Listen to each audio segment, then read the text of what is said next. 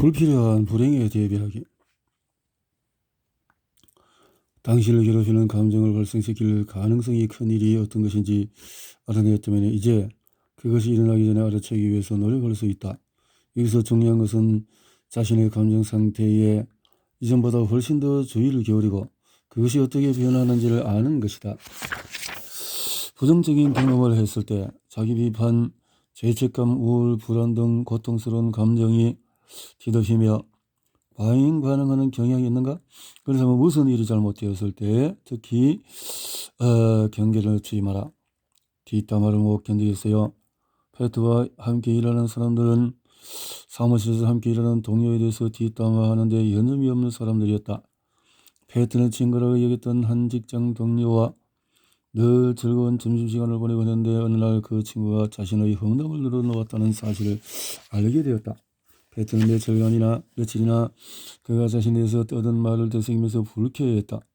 페트가 내적 평정심을 되찾기까지는 이틀 정도 걸렸어. 우리가 상담한 결과 페트는 자신의 고통은 친구라고 믿었던 사람의 배신 때문에 아니라는 점을 알게 되었다. 그 친구에게 실망하고 이에 대처하려고 스스로 고통을 유발했기 때문에 그토록 힘들었던 것이다.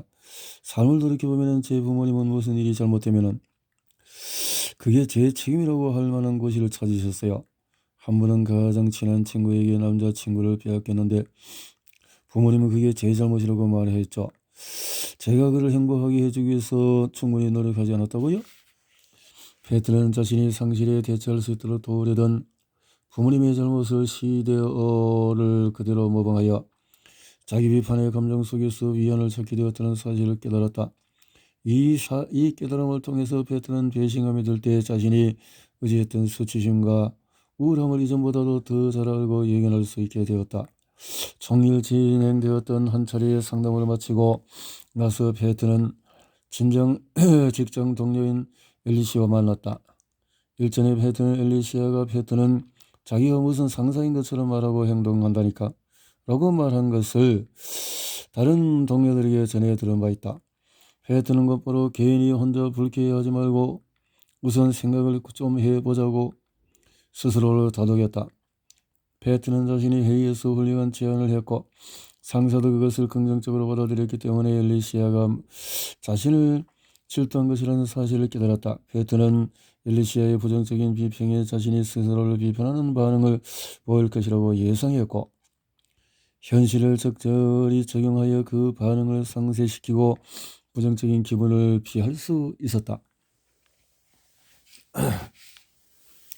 어떤 일에 실망했을 때 자신도 모르게 자기 비판, 사랑받지 못하는 느낌, 불안, 짜증, 혼란스러움, 무기력, 우울 등으로 대처하도록 배운 사람이 있다.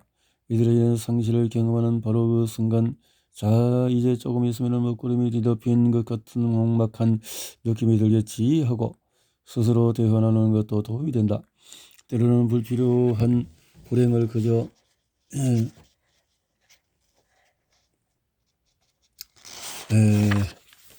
느끼고 흘러가도록 두는 것도 하나의 방법이 될 수 있다. 비록 그런 느낌이 들더라도 이미 준비된 상태이기 때문에 그리 당황하지 않을 것이다. 이것은 자신의 삶에 두려운 불행의 힘을 약하게 만드는 데 필요한 지혜가 되어준다. 불필요한 불행을 예견하고 또한 일이 잘못될 때에 불필요한 불행으로 자신을 위로하는 것이 익숙해지기는 해도 적절한 방법은 아니라는 사실을 깨달으면 이 불행이 자신을 덮치는 것을 막을 수 있다. 또한 불필요한 불행이 일어나기 전에 스스로의 상태를 잘 알 수 있게 된다.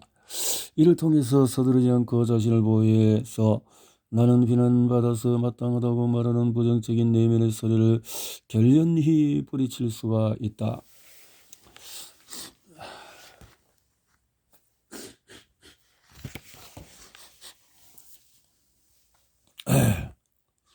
패배자가 된 기분.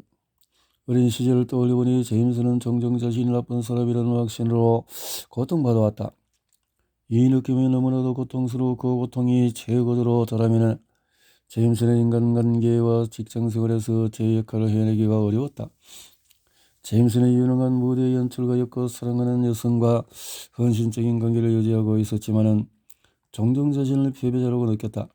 자신이 훌륭하지 않다는 제임스의 신념은 결국 모두에게 드러나고야 말 부끄러운 비밀같이 느껴졌다. 우리와의 상담에 익숙해지면서 제임스는 자신에 대한 부정적인 감정은 내적 불행의 한 표현이라는 사실을 알게 되었다. 저의식적으로 선택하고 있는 것은 아니지만 어쨌든 자기 스스로 그 감정을 만들어내고 있었다는 것을 말이다. 이 사실을 알게 되자 제임스는 희망에 가득 찬 기분을 느꼈다. 자신이 무가치하다는 느낌은 지금까지도 그 어떤 패턴이나 이유도 없이 발생했다. 그리고 자신이 괜찮아질 것인지 또다시 무가치한 느낌에 휩싸이지는 않을지조차 전혀 예상할 수 없었다. 스스로 깨닫지는 못해도 자신의 느낌을 주관하는 것은 바로 자기 자신이라는 사실을 이해하게 되자 그가 느꼈던 무기력한 느낌은 점차 사라졌다. 제임스는 자기 비판의 느낌이 언제 나타나는지 모두 기록했다. 제임스는 자신이 무언가를 망쳐버렸을 때 바로 그런 느낌이 들 거라고 예상했다. 하지만 일이 잘못됐을 당시에는 의외로 자신의 내적인 평정심을 유지할 수 있다는 놀라운 사실을 발견했다. 오히려 행복하고 만족스러운 느낌이 들 때마다 자신이 훌륭한 사람이 아니라는 느낌이 따라온다는 사실을 발견했을 때 그는 매우 놀랐다. 그러고 보니 이전에 기존에 살던 집보다도 훨씬 멋진 새 집에 이사하고 나서 자신이 훌륭하지 못하다는 감정이 들어서 고통스러운 시간을 보낸 기억이 있었다. 이제 제임스는 자신의 고통스러운 감정이 왜 항상 그렇게 불쑥 나타나는 것처럼 느껴졌는지 알게 되었다. 그가 느낀 무가치인 감은 현실과는 그 어떤 연결고리도 없었다. 오히려 그 느낌은 행복에 대한 혐오 반응으로 나타나는 것이었다. 지나친 즐거움을 느끼자 스스로를 싫어할 때 느꼈던 익숙한 위안을 찾고 이렇게 느낀 좋은 느낌을 다시금 만들어내고자 하는 욕구가 생겼다. 이 사실을 깨달은 제임스는 일이 특히나 잘 이루어질 때 또는 행복하고 만족스러운 느낌이 될 때를 더욱 조심했다. 특히 자신이 나쁜 사람이라는 느낌이 들기 시작하는 첫 번째 신호에 조심했다. 그런 기분이 들면 제임스는 이 고통스러운 기분이 행복에 대한 반응이라고 이해하고 그 기분이 넘어가지 않았다. 물론 이따금 아주 불쾌한 기분이 들 때도 있었지만은 전반적으로 그의 무가치감은 점차 힘을 잃었다. 결국 제임스는 그토록 노력해서 얻은 훌륭한 인생을 누릴 수 있게 되었다.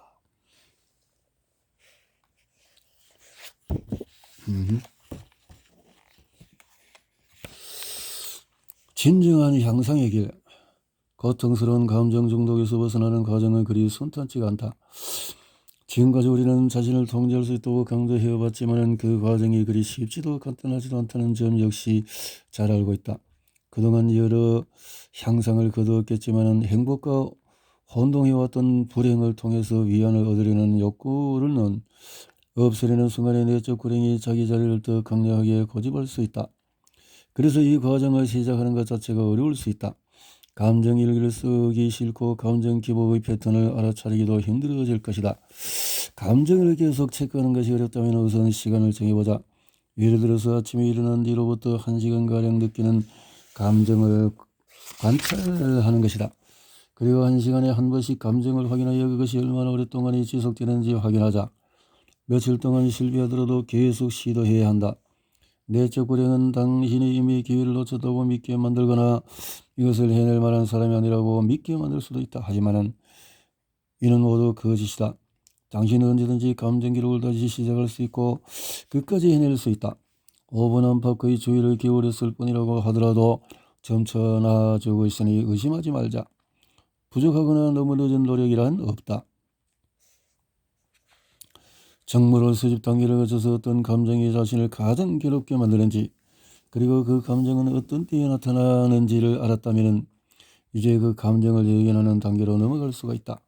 단 주의할 점은 고통을 유발하는 구체적인 감정이나 경험을 경계해야 한다는 것이다.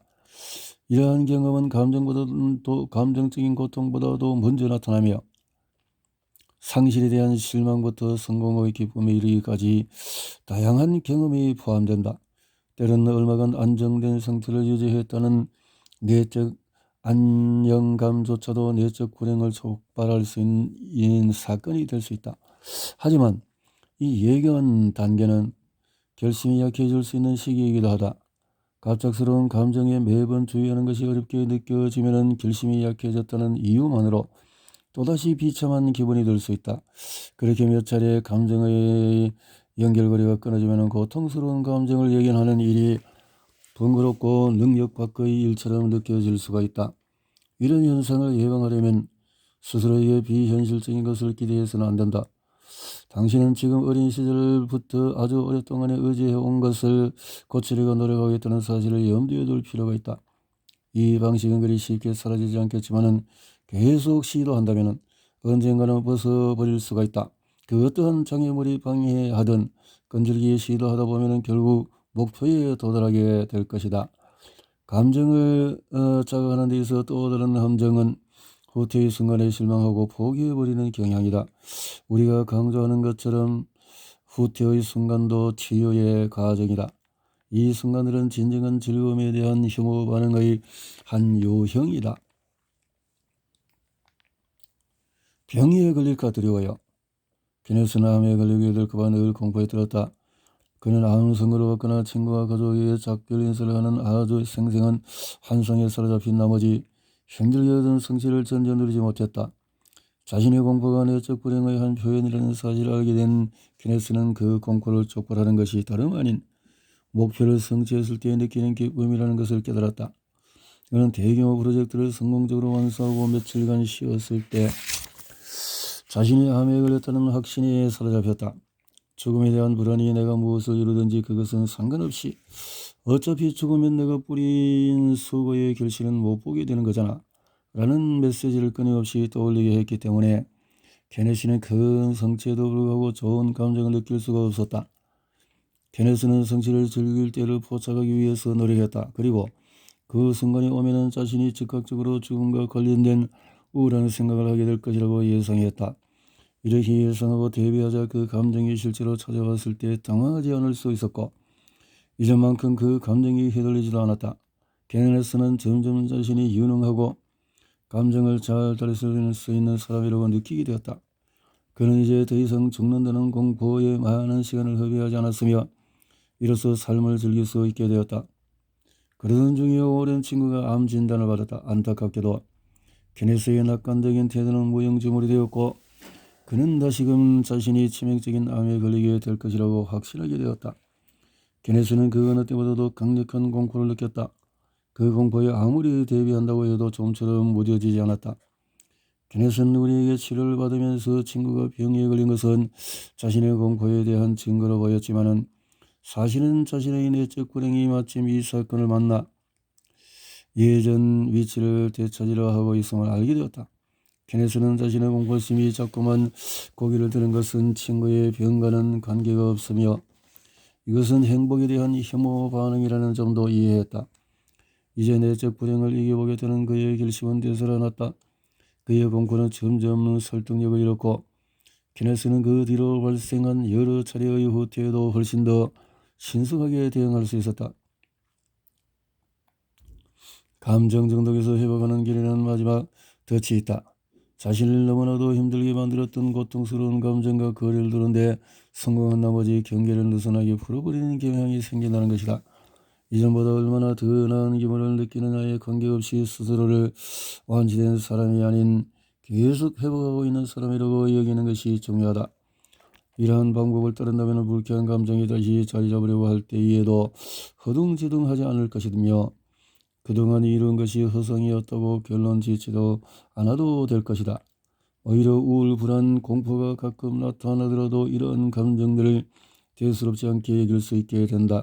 경계를 늦추지 않는다면 그 감정들을 몰아내고 자신의 타고난 걸린 긍정적인 감정으로 돌아올 수 있다는 사실을 깨닫게 될 것이다.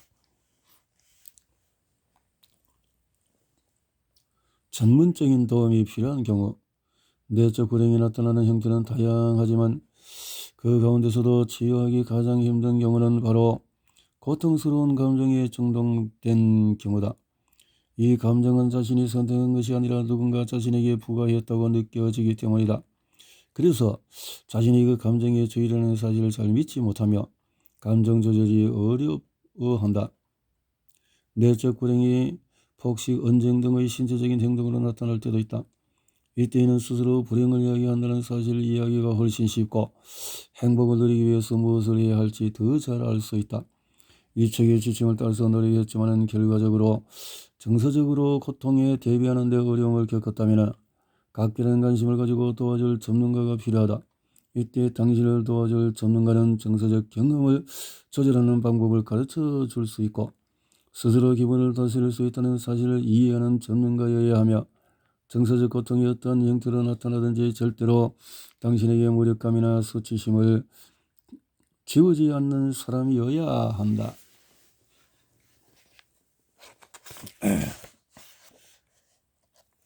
건강한 신체 유지하기. 적당한 체중을 유지하고 건강한 몸 상태를 지키는 일이 어려운 사람들은 그 이유를 자신의 의지 부족으로 돌릴 수 있다. 갖가지 운동을 시작해봐도 조금 지나면 흥미가 식는 것을 경험해봤을 것이다. 이렇듯이 갑자기 의욕이 사라지는 것이 눈에 드러나지 않는 어떤 원인이 있을 거라고 의심해 본 적이 있는가? 다이어트나 운동을 지속하지 못하는 것은 성격에 약점이 있어서가 아니라 내적 불행 때문이다. 신체를 잘 돌보지 않을 때 충족되는 내적 불행은 두 가지다. 우선 건강 악화, 부상, 활동 제약 때문에 고통스러워진다. 그런가 하면 스스로 신체를 다치게 하고 쇠약하게 만들며 과체중 또는 저체중으로 만들었다는 사실로 인해서 자기 비판의 기분, 즉 불행을 경험한다. 한 예로 체중 감량에 실패한 한 여성은 자신이 뚱뚱한 상태로 남아있는 한 어쩔 수 없이 불행할 것이라고 생각했다. 어린아이들을 어떻게 돌보느냐에 따라서 그들이 성인이 되었을 때 자신의 신체를 돌보는 능력이 결정된다. 예를 들어서 아이의 영양 섭취에 지나치게 신경을 쓰는 부모들은 아이들이 배고프지 않을 때에도 먹으라고 강요한다. 아이는 음식을 대하는 부모의 태도를 그대로 모방하게 된다. 그래서 성인이 되었을 때 배가 부른데도 음식을 남김없이 먹고 나서 잘못된 즐거움, 즉 행복을 가장한 불행을 느낄 수가 있다. 또한 난폭한 태도를 가진 부모 아래에서 자란 아이들은 부모를 모방하여 분노와 무관심의 태도로 자신을 대하게 될 수 있다. 이 아이들이 성인이 되면 부주의하고 태만하며 심지어 자신의 신체의 안녕을 해치는 모습을 보일 수도 있다. 반면에 부모가 지나치게 방임적이어서 아이들이 성숙하지 못한 행동을 하는데도 적절하게 가르치지 못하면 아이들은 빈번하게 사고에 휘말리고 부상을 당한다. 그들은 스스로를 위험에 처하게 하는 내적 불행을 점점 키우며 그것이 정상이라고 생각할 수도 있다.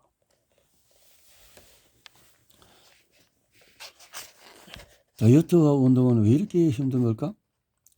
건강한 신체를 유지하지 못하는 것은 내적 불행의 가장 흔한 형태다.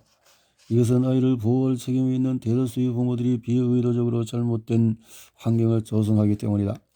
많은 성인들이 즐거움뿐만 아니라 고통을 유발할 때도 자신의 몸을 연관시킨다. 예를 들어서 영양가 있는 음식을 섭취하는 진정한 즐거움은 건강에 좋지 못한 음식을 먹거나 너무 많이 먹는 데에서 오는 잘못된 즐거움과 뒤에 얽힐 수 있다. 먹는 행위는 그 어떤 방법으로도 얻을 수 없는 위안처럼 느껴져서 더욱 멈추기가 힘들다. 폭식은 잘못된 즐거움이며 불행한 진정한 즐거움이 혼동되어 나타나는 가장 흔한 사례다. 섭식장애 역시 잘못된 즐거움으로 거의 먹지 않거나 먹고 토하는 행위를 통해서 얻는 통제의 환상을 경험하는 것이다. 이와 마찬가지로 많은 이들이 운동이 독서, 낮잠, TV, 시청 등의 활동만큼 재미있게 느껴지지 않는다는 이유로 등한시한다. 운동은 어렵고 번거롭게 느껴지는 반면에 정적인 활동은 보다 휴식 같고 더 즐겁다. 이는 불행 욕구가 즐거움, 저 긴장 완화를 부추겨 극단까지 몰아가는 예라고 할 수 있다. 이 문제가 변형된 현상이 하나 있다. 의사가 아무리 조언해도 사람들은 식이요법과 운동을 좋아하지 않으며 평소에 즐겨왔던 몸에 그다지 좋지 않은 음식이나 정적인 상태를 갈망한다. 물론 이 현상의 실제는 물론 내적 불행이다. 그런가 하면 어떤 사람들은 자신이 너무 뚱뚱해서 헬스장이나 야외에서 운동하면 다른 사람들이 싫어할 것이라고 믿고 운동하지 않는다. 이처럼 스스로에게 수치심을 주는 것은 내적 불행이다. 내적 불행은 건강을 추구하는 진정한 즐거움을 가로막는다. 내적 불행은 사람들이 안전하지 않은 방법을 선택함으로써 다이어트나 운동을 그만두도록 만들 수 있다. 이런 사람들은 자신을 돌보고 이때는 잘못된 신념 안에 스스로 해를 끼칠 수도 있고 심지어 죽음에 이르기도 한다. 실례로 어떤 사람들은 자기가 복용하는 약과 함께 먹으면 위험한 다이어트 약품을 복용한다. 또 어떤 사람들은 단백질만 섭취하는 다이어트와 같이 균형적이지 못한 다이어트를 오랫동안 실시하며 다이어트라는 명목 아래 거의 매일 굶는 사람, 건강 상태를 따지지 않고 아주 격한 운동을 갑자기 시작하는 사람도 있다. 이처럼 내적 불행은 건강한 외모와 즐거움의 혐오 반응을 일으켜서 신체적인 안녕을 방해한다.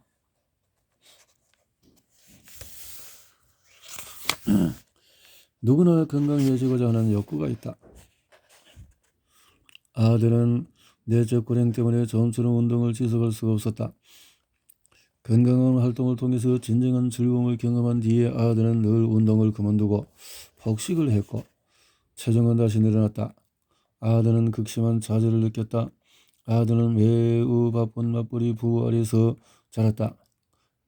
일과 가정을 모두 신경 쓰면서 4명의 아이들을 길러야 했던 아들의 부모님은 아들의 신체적인 욕구가 무엇인지 주의를 기울일 여유가 없었다. 부모님의 아이들과 거의 놀아주지 못했기 때문에 아들은 치아검진과 종합검진 시기를 놓치기 일쑤였고 아무도 그가 이를 닦는 것을 확인하지 않았다.